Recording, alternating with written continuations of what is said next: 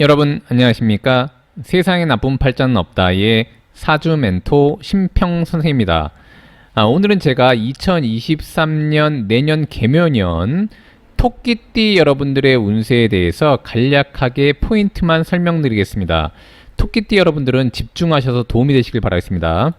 자, 우선 그 토끼띠라고 하는 것은 일반적으로 이제 뭐 여러 가지 얘기가 있는데, 여기 보시면 이제 글자에도 나와 있듯이 보통 이런 걸 이제 자의론이라고 하는데, 이 묘라는 글자를 보시게 되면 이렇게 중간 이렇게 갈라져 있지 않습니까? 이런 식으로.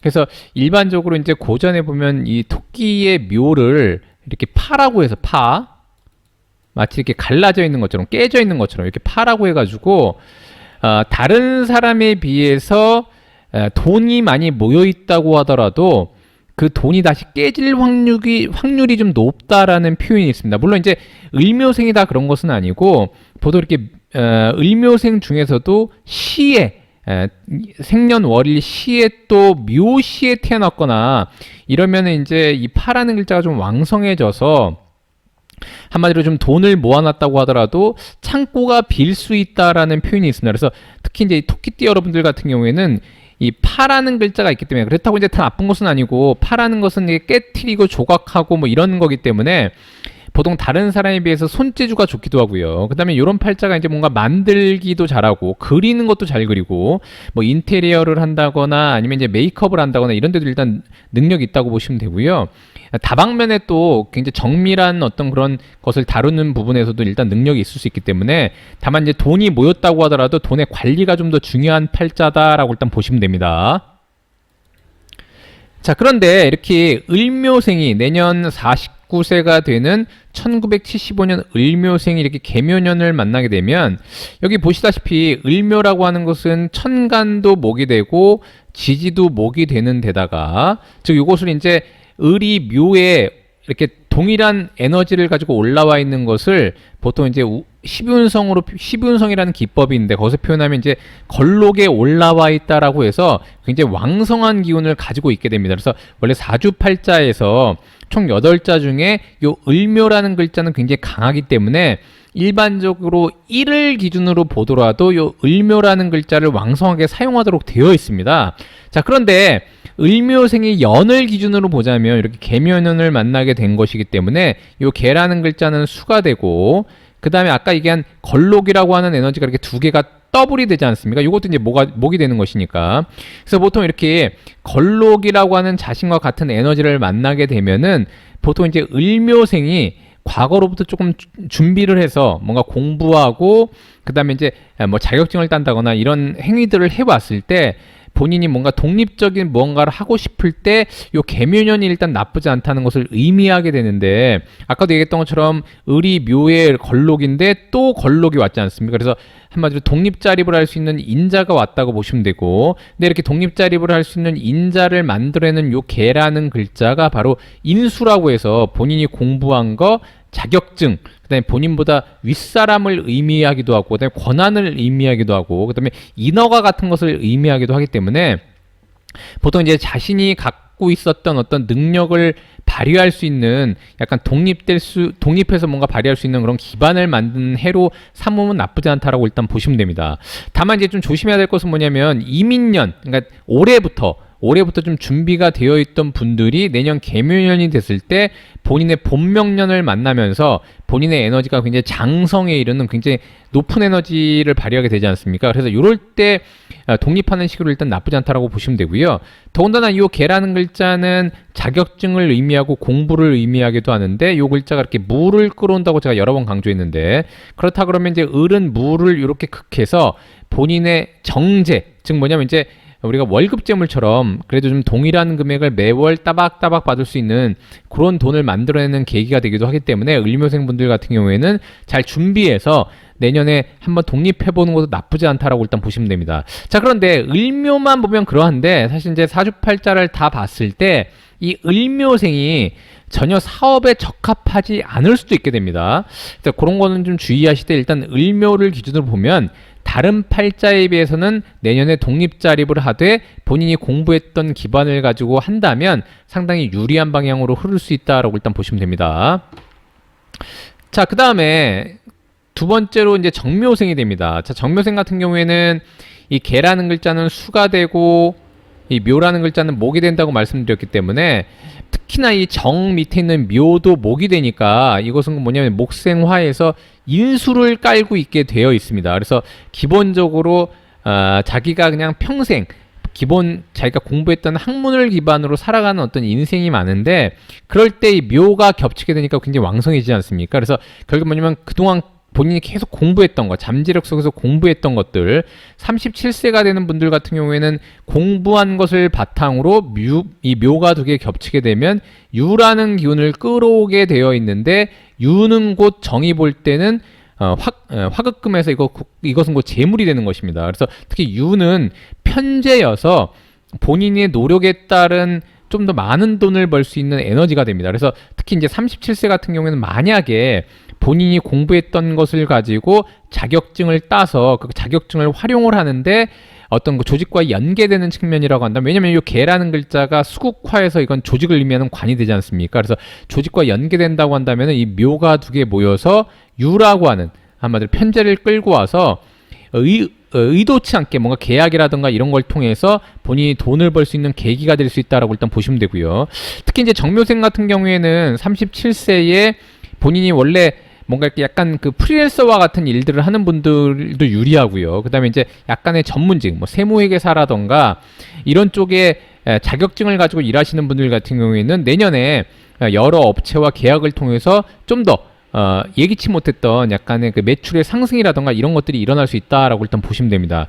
특히 정묘생 같은 경우에는 내년에는 특히 이제 사업을 하는 분들도 마찬가지지만 조직 생활하시는 분들 중에 계약을 통해서 뭔가 진행하시는 분들 같은 경우에는 많은 사람을 만나고 좀 더 이렇게 협력하는 방안을 잘 강구한다면 의외로 계약이 잘 돼서, 묘가 이제 두 개가 있으면 이건 인수니까 계약권 아니겠습니까? 그래서 이것들이 곧 돈을 불러오는 개념이 되니까 한번 노려보시면 좋고, 그 다음에 주변에 계신 분들 중에 자기보다 나이가 많거나 경력이 많은 조금 이제 그런 분들을 이용한다면 의외의 재물을 가져다주는 그런 행운을 얻을 수 있다라고 일단 보시면 됩니다.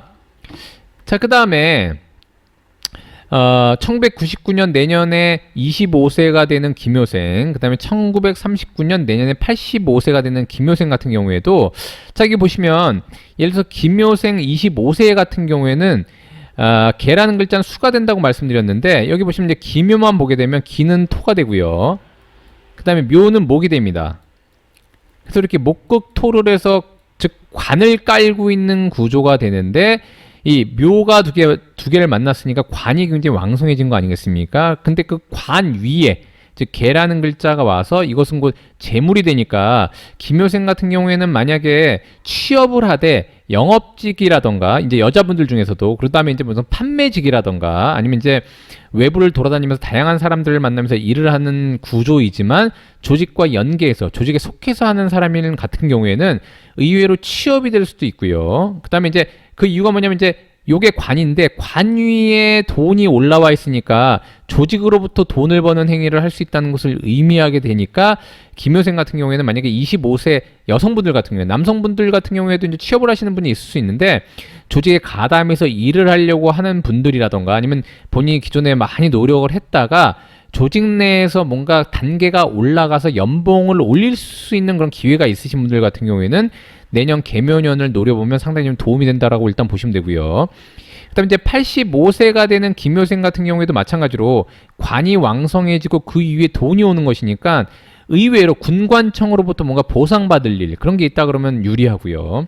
그다음에 이제 국가로부터 무슨 복지 혜택을 받으려고 했는데 그동안은 잘 이제 통과가 안 됐는데 만약에 그 내년 개묘년에 그런 것들을 좀 시행한다 그러면은 나라인 기관으로부터 돈이 들어오게 되니까 좀 더 도움을 받을 수 있는 여력이 있다고 보시면 되고, 그 다음에 의외로 나라로부터 무슨 환급을 받는다거나 이런 일들이 있을 수 있기 때문에 이 85세가 되는 어르신들 같은 경우에는 그런 부분을 잘 좀 챙겨가지고 한번 살펴보시면 좀 도움이 될 거라고 일단 생각이 듭니다. 자, 그 다음에 내년에 1951년 73세가 되시는 신묘생 같은 경우, 신묘생 같은 경우에는 특히 이제 그 이제 사업을 하시는 분들도 그렇고, 그다음에 이제 요즘엔 이제 100세 세대이기 때문에 이 73세라고 하더라도 충분히 이제 사업체를 운영하실 수가 있게 되어 있는데, 여기 보시면 개는 수가 된다고 제가 말씀드렸고, 이 묘라는 글자는 목이 되니까 요 신을 기준으로 보자면 금생수, 수생목 이렇게 해서 본인의 활동을 통해서 다시 돈을 벌어들이는 이런 일단 기운이 왔다고 보시면 됩니다. 더군다나 이 개라는 글자는 식신에 해당하기 때문에 이런 것을 식신생재한다라고 보시면 되는데, 이 묘라는 글자는 신이 볼 때는 편재니까 의외치 않게 본인이 노력을 한 만큼 돈을 벌어들이는 거, 의외의 뭔가 인센티브, 의외의 생각지 못했던 돈, 의외의 계약금 뭐 이런 걸로 의미하기도 합니다. 그래서 신묘생 같은 경우는 그런 걸 잘 챙겨보시면 일단 나쁘지 않고요.